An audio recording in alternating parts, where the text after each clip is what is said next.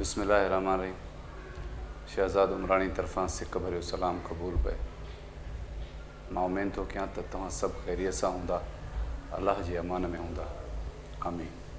दोस्तो, चवंदा आहिनि त चङाईअ जो बदिलो इंसान मां चङाई नथी मिले, पर चङाईअ जो बदिलो मुंहिंजो रब करीम सभु खां बहितर ॾियण वारो आहे। ऐं उन चङाईअ जो सिलो एतिरो सुठो हूंदो आहे, उन जी ख़बर तॾहिं पवंदी आहे जॾहिं उन जो सिलो मिलणु शुरू थींदो आहे, त पोइ उन चङाई करण जो अहसास बि पोइ थींदो आहे। ऐं पोइ इंसानु चवंदो आहे त वाक़ई हिन जहान में चङायूं ई कजनि। हिकिड़ो नौजवान हुयो, उहो जॾहिं बि शहर खां ॿाहिरि ईंदो हुयो त शहर जे ॿाहिरां हिकिड़ो कुराड़ो वेठो हूंदो हुयो। उहो अजीब नज़रनि सां उनखे ॾिसंदो हुयो। नौजवान महसूसु कंदो हुयो त ॼण हीउ कुराड़ो मूंखां कुझु घुरी रहियो आहे। काफ़ी चकर उनजे अॻियां अचणु वञणु उनजो थियो।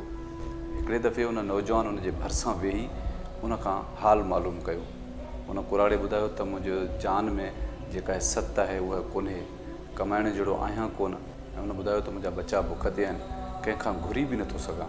उन नौजवान उनजी मदद कई, उनखे कुझु राशन वठी ॾिनई ऐं कुझु सब्ज़ी वठी ॾिनई, कुझु पैसा बि उनखे ॾिनई। जेको बि उनजो हाल हुयो उहो हर रोज़ु थोरो घणो उनजी मदद कंदो रहंदो हुयो। काफ़ी टाइम खां पोइ उहो कुराड़ो जेको हो त उहो ग़ाइबु थी वियो। उन नौजवान खां बि हिकिड़ी का ग़लती थी त उन रियासत जे पुलिस उनखे पकिड़े विधो। उनखे कोर्ट में पेश कयो वियो। अदालत उनखे सरेआम मौत जी सज़ा ॿुधाए छॾी। उनखे सरेआम क़तलु करण लाइ उन क़तलगाह ते वधियूं पिया वञनि त उन कुराड़े जी उन ते दीद पई। शहर में वॾो हुजूम गॾु थियो। उन कुराड़े जो उनखे ॾिठो त हे त मुंहिंजो मोहसिन आहे, हिनखे अॼु हे क़तलु करण था वञनि, त हीअ बि उन हुजूम में वञी गॾु थियो।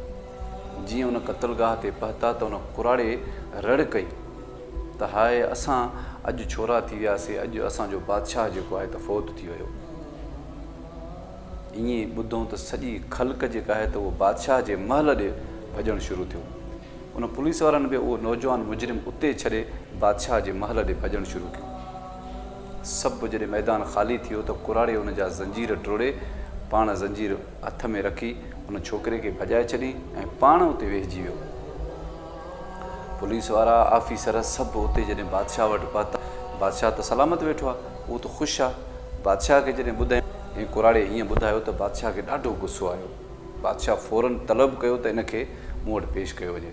आया सभु पुलिस वारा, सॼो जेको हुजूम हुयो उहो सॼो अची मैदान में वरी जमो थियो। ॾिठूं त उहो मुजरिम कोन्हे, मुजरिम वारी जॻह ते कुराड़ो वेठो आहे। हिनखे वञी बादशाह वटि पेश कयो। बादशाह हिन ते ॾाढी कावड़ कई त मां जीअरो वेठो आहियां, तो मुंहिंजे लाइ हुलाए छॾियो आहे त बादशाह फ़ौत थी वियो आहे। हिन कुराड़े ॿुधायो त साईं, मुंहिंजे ग़लति ॿुधाइण जे करे तव्हांजे मथां को बि आंच कोन आयो, न तव्हांखे का तकलीफ़ थी। मूं हिकिड़ो सिर्फ़ु ज़बान सां ॿुधायो त बादशाह सलामत फ़ौत थी वियो। पर अॼु अगरि इहो कूड़ मां न ॻाल्हायां त मुंहिंजो मोहसिन जेको हुयो अॼु क़तलु थी वञे हा बेगुनाह। मां उनखे भॼाइण में मदद कई। हाणे मां तव्हांजे हथ में आहियां, जेका बि तव्हांखे सज़ा सुझे उहा मूंखे तव्हां ॿुधायो। बादशाह हिन जी वजह पुछा कई त उन नौजवान खे तूं कीअं थो सुञाणे? उनखे सॼी हक़ीक़त करे ॿुधाई। उन चयो बादशाह सलामत, ही सॼो शहर जो हुजूम हुयो त बादशाह सलामत मुंहिंजा बचा बुख ते वेठा हुआ काफ़ी ॾींहंनि खां वठी।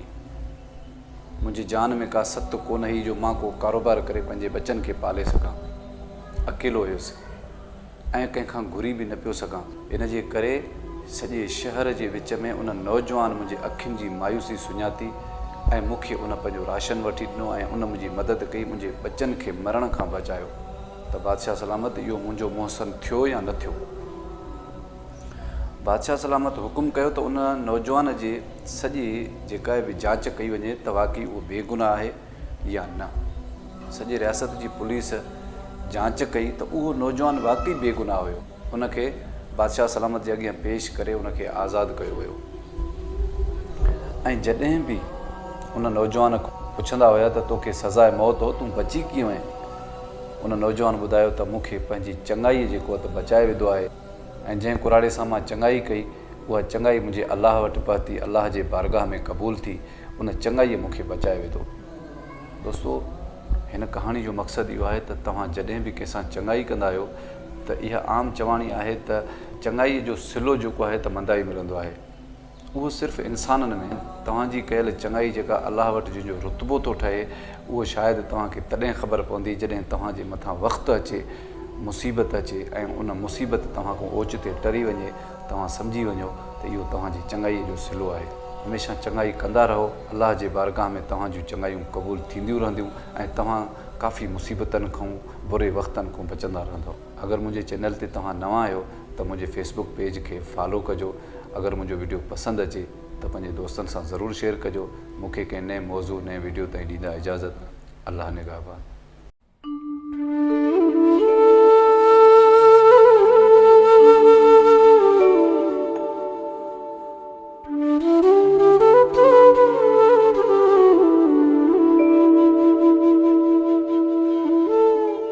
नयूं कहाणियूं, घरेलू वाक़ियात ॾिसण लाइ असांजे चैनल खे सब्सक्राइब कंदा, लाइक कंदा, शेयर कंदा।